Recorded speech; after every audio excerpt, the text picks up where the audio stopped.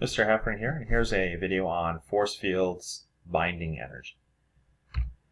Okay, force field binding energy is the total energy of an object, so the total mechanical energy of an object in a stable circular orbit. So we can derive a simple equation for this by combining centripetal force with the law of conservation of energy. So for example, here we got the International Space Station doing orbits around a planet. Okay, so we got our big mass, the planet, small mass, the space station, the speed of the space station in orbit, and the position of it. Okay. So using centripetal force, we can come up with a little equation for kinetic energy to replace it. So we got centripetal force, negative gmm over r squared. Gravity is providing all the centripetal. We're interested in the orbital speed, so that's mv squared over r with a minus sign. Minus signs cancel. This r cancels with the square. And we get mv squared, which almost looks like kinetic energy, is equal to gmm over r. If we divide both sides by 2, we get mv squared over 2, which is kinetic energy, is equal to, now we need, gravitational energy should be negative, so we're going to put a minus sign in there and stick a second one outside. And so we get this relationship. If you take negative 1/2 of your gravitational energy, that is your kinetic energy when you're in a stable orbit. So that's pretty neat, right? Or you could say, if you know what your gravitational energy is, half of that, and just change the sign, you got your kinetic energy. Okay, so now let's take a look at the total mechanical energy. That's going to be your orbital kinetic energy plus your gravitational energy. So, and total energy is just called binding energy. How much energy is binding you or keeping you bound in orbit to that planet? So we're going to get kinetic energy, mv squared over 2. And we got gravitational, negative gmm over r. But remember, we already saw from the previous slide, mv squared over 2 is negative 1/2 of gravitational energy. So we're just going to replace that, negative 1/2. And of course, gravitational energy, well, that's 2/2. So we have negative 1/2 plus 2/2 is 1/2 gravitational energy. So that's very convenient. When you're in orbit, in a stable orbit, your total energy is exactly 1/2 of your gravitational energy, which is negative. And if you want to know how much kinetic energy you have, that's simple. Just take that negative energy, put a minus sign in front of it, and boom, you got your kinetic energy. Okay. So let's just take a look at the International Space Station.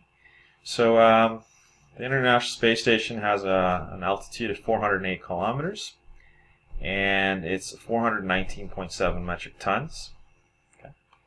So how much binding energy does the space station have? So we have its binding energy is going to be equal to, oops, let's see a little typo. Okay, that's better. So it's going to be 1/2 of its gravitational energy, which is negative. And once we find that, we can find its orbital speed because we know the relationship to kinetic energy. So we're going to have 1/2 of negative 6.67 times 10 to the negative 11, 5.98 times 10 to the 24, the mass of the Earth, 419,700 kilograms for the space station, divided by the Earth's radius, 6.38 times 10 to the 6 meters, plus the altitude, 408,000 meters.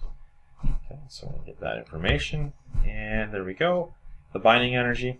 The space station is trapped in orbit with a negative 1.233 times 10 to the 13 joules, or negative 12.33 terajoules of energy. It's quite a bit of energy.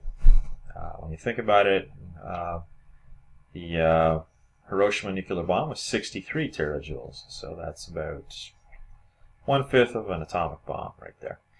So that's equal to minus mv squared over 2. So to find the orbital energy, we're just going to get rid of these minus signs, cross multiply, and square root. So the space station is moving at 7,666 meters per second. If you divide by the approximate value of Mach 1, 341, that's Mach 22.5 approximately. Alright, here's the second one. The Tesla Starlink satellites, they have masses of around 250 kilograms. And their maximum altitude gives them around 6.5 gigajoules of kinetic energy. So find the binding energy, the altitude, the orbital speed, and the orbital period. So we can do that with our binding energy formula right here. So most textbooks will only have the 1/2 UG, but you know, it's nice to add this minus kinetic energy in to the equation. It makes sense. So that's what I do. So the binding energy, 1/2 negative GMM over R, is equal to minus 6.5 gigajoules, or 6.5 times 10 to the 9 joules, equals minus mv squared over 2. We'll find the radius, or the location first.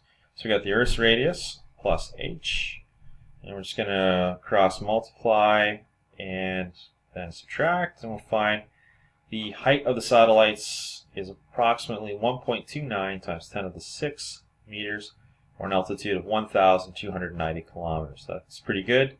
That's close to what the Wikipedia entry said, which said about 1,300 kilometers.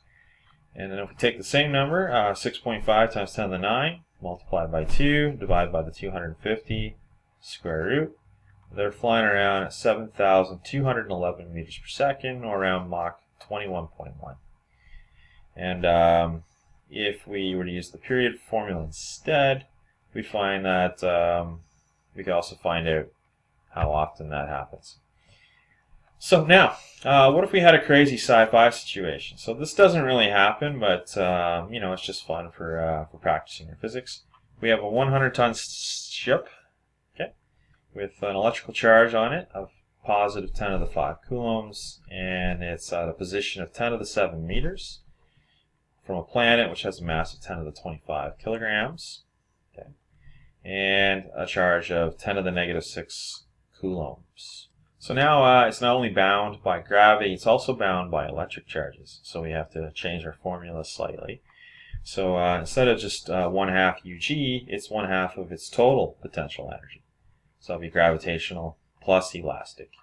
So it'll be 1/2 negative GMM over R plus KQQ over R is equal to minus mv squared over 2. So the 2's cancel out. And so if we rearrange this for the orbital speed, we're going to get the square root of 1 over the position radius times gm, subtract kqq over the mass. So if you cross multiply and rearrange it, this is the equation you get for orbital speed or velocity.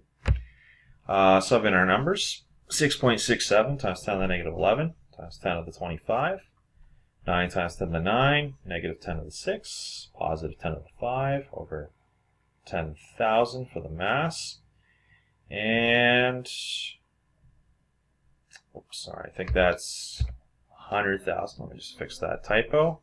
Okay, and so we get 6.67 times 10 to the 14 from gravity, 9 times 10 to the 15 for electric, divided by the position, 10 to the 7, and so the orbital speed would be 31,092 meters per second, or around Mach 91.2. So I know this is silly. In real life, you wouldn't worry about gravity and electricity providing binding energy together. That just wouldn't happen. But it's good practice for our physics, and plus if you're a science fiction writer, you can do it now. So in summary, binding energy is the total mechanical energy of an object in a stable circular orbit. It's conveniently 1/2 of the gravitational potential energy, and exactly equal to negative the magnitude of the kinetic energy. Very convenient. So you can use this formula here. So 1/2 the UG is equal to negative K. That's your binding energy. And if you are doing a science fiction one, don't forget that in that case you just combine the gravitational and the electrical potential energies. Alright, I hope this helps. Thank you.